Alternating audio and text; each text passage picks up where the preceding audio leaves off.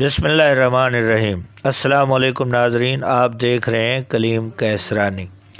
امیر المومنین جناب عمر فاروق رضی اللہ تعالی عنہ نے 13 ہجری میں رومیوں سے جنگ کرنے کے لیے ایک فوج روانہ کی تھی، جس میں جناب عبداللہ بن حذافہ رضی اللہ تعالی عنہ بھی شریک تھے۔ مسلم مجاہدین کی صداقت ایمانی، عقیدے کی پختگی اور اللہ تعالیٰ کی راہ میں ان کی جاں بازی، جان نثاری کی خبریں کیسر روم تک پہلے سے پہنچی ہوئی تھیں۔ اس نے اپنے فوجی افسروں کو اس بات کی ہدایت کر دی تھی کہ وہ اگر کسی مسلم سپاہی کو گرفتار کرنے میں کامیاب ہو جائیں تو اسے قتل نہ کریں بلکہ زندہ اس کے سامنے پیش کریں۔ اللہ کی مرضی اتفاق سے جناب عبداللہ بن حذافہ رضی اللہ تعالیٰ عنہ رومی فوجیوں کے ہاتھوں گرفتار ہو گئے۔ رومی انہیں بادشاہ کے پاس لائے اور یہ کہتے ہوئے اس کے سامنے پیش کیا کہ یہ شخص محمد رسول اللہ صلی اللہ علیہ وسلم کے ان اصحاب میں سے ہے جنہوں نے بالکل آغاز دعوت کے زمانے میں ان کی پکار پر لبیک کہا تھا۔ ہم اس کو گرفتار کرنے میں کامیاب ہو گئے اور حسب حکم آپ کے سامنے پیش کر رہے ہیں۔ کیسر انہیں دیر تک بغور دیکھتا رہا، پھر ان سے کہنے لگا، میں تمہارے سامنے ایک بات پیش کر رہا ہوں۔ جناب عبداللہ رضی اللہ تعالیٰ عنہ نے پوچھا، وہ کیا بات ہے؟ تم نصرانیت قبول کر لو، اگر تم نے میری بات مان لی تو میں تمہیں رہا کر دوں گا اور تمہارے ساتھ عزت و تکریم کا بہترین سلوک کروں گا۔ جناب عبداللہ رضی اللہ تعالیٰ عنہ نے اس کی اس پیشکش کو پائے نفرت و حقارت سے ٹھکرا دیا اور حد درجہ حزم و تحمل کا مظاہرہ کرتے ہوئے جواب دیا، یہ ناممکن ہے، موت مجھے تمہاری اس پیشکش سے ہزاروں گنا زیادہ محبوب ہے۔ میں دیکھ رہا ہوں کہ تم ایک نہایت عقل مند و دانا آدمی ہو۔ کیسر نے کہا، اگر تم میری یہ پیشکش قبول کر لو تو میں تمہیں اپنے اقتدار میں شریک کر لوں گا۔ کیسر ان کو شیشے میں اتارنے کی کوشش کر رہا تھا۔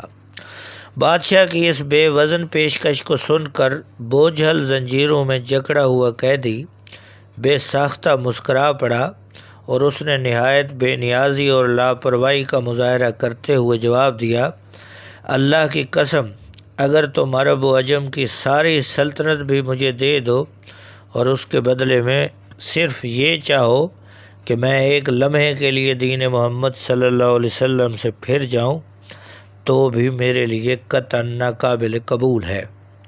کیسر نے دھمکی دیتے ہوئے کہا، تب میں تم کو قتل کر دوں گا۔ جناب عبداللہ نے فرمایا اور اس کی دھمکی سے مرعوب نہ ہوئے اور کہا، تمہاری مرضی، جو چاہو کرو۔ پھر کیسر نے انہیں ٹکٹکی، یہ ایک تپائی جس سے مجرموں کے ہاتھ پاؤں باندھ کر کوڑے یا بید مارتے ہیں، اس پر باندھنے کا حکم دیا۔ اس کے اس حکم کی فوراً تعمیل کی گئی اور حضرت عبداللہ کو انہیں ٹکٹکی پر باندھ دیا گیا۔ اس کے بعد اس نے جلاد سے رومی زبان میں کہا کہ اس کے دونوں ہاتھوں کے آس پاس تیر چلاؤ۔ وہ اس وقت انہیں نصرانیت قبول کرنے کی دعوت بھی دیتا رہا ساتھ، مگر حضرت عبداللہ نے انکار کر دیا۔ پھر اس نے جلاد کو اس کے پاؤں کے ارد گرد تیر مارنے کا حکم دیا۔ اس دوران میں بھی وہ انہیں اپنا دین چھوڑنے کی دعوت دیتا رہا، لیکن انہوں نے پھر بھی انکار کیا۔ تب کیسر نے جلاد کو رک جانے کا اشارہ کیا اور کہا کہ اسے تختہ دار سے نیچے اتار دو۔ پھر اس نے ایک بڑی سی دیگ منگوائی، اس میں تیل ڈلوایا اور اسے آگ پر رکھوا دیا۔ جب تیل کھولنے لگا تو اس نے مسلم قیدیوں میں سے 2 آدمیوں کو بلوایا اور ان میں سے ایک کو کھولتے ہوئے تیل میں ڈلوا دیا۔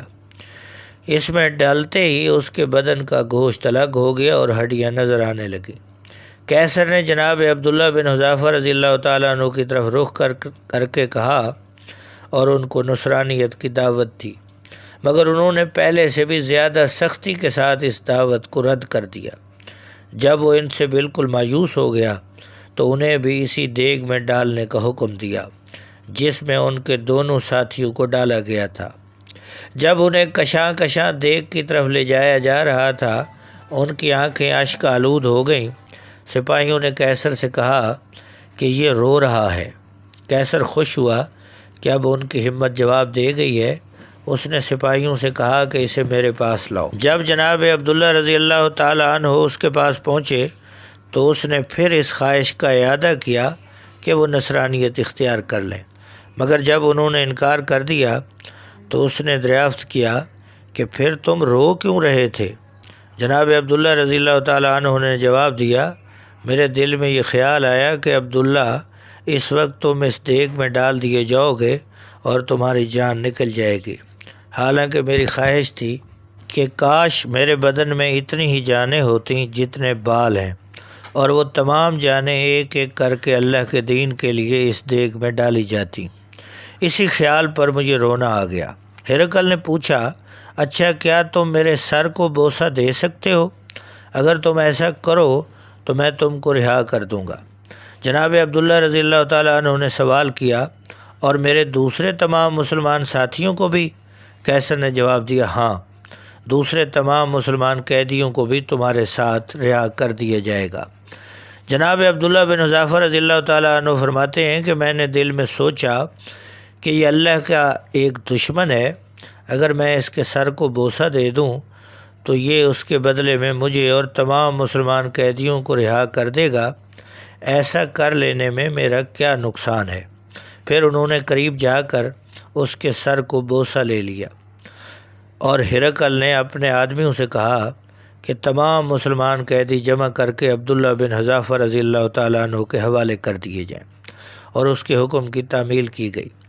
جناب عبداللہ بن حذافہ رضی اللہ تعالیٰ عنہ حضرت عمر رضی اللہ تعالیٰ عنہ کی خدمت میں پہنچے اور انہوں نے اپنی تمام آپ بیتی حضرت عمر رضی اللہ تعالیٰ عنہ کو سنائی، تو حضرت عمر بہت خوش ہوئے اور قیدیوں کو دیکھا تو فرمایا کہ ہر مسلمان پر یہ حق ہے کہ وہ عبداللہ بن حذافہ رضی اللہ تعالیٰ عنہ کے سر کو بوسہ دے، اور یہ حق سب سے پہلے میں ادا کر رہا ہوں۔ پھر جناب عمر رضی اللہ تعالیٰ عنہ نے حضرت عبداللہ بن حذافہ رضی اللہ تعالیٰ عنہ کے سر کا بوسہ لیا۔ اللہ تعالیٰ عبداللہ بن حذافہ کے درجات کو بلند کرے، آمین یا رب العالمین۔